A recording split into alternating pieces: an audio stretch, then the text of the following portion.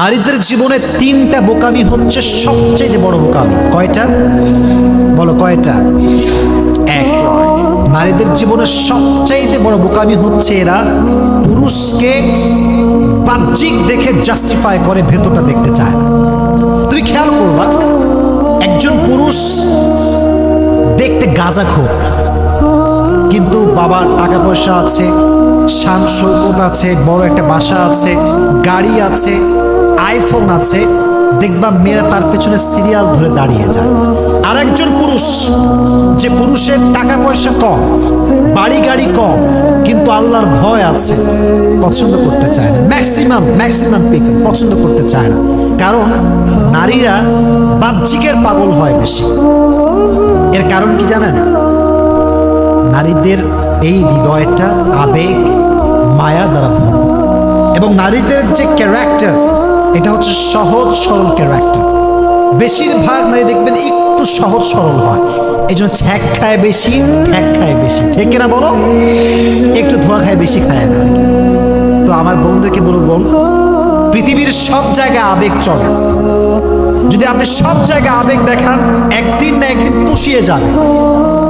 যেমন একটা ফোন কিনবেন,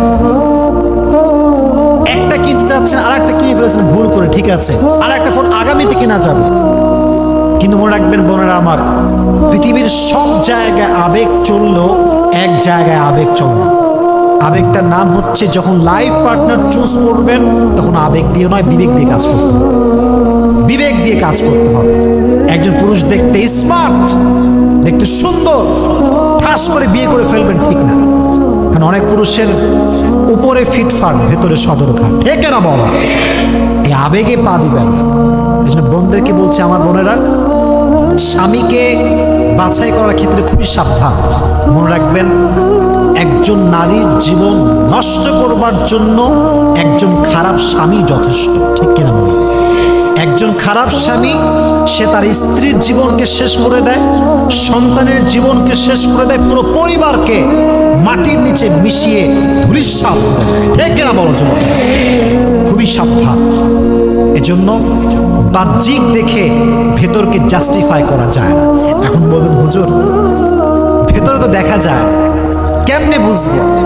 কিছু ওয়ে আছে, কিছু ওয়ে আছে।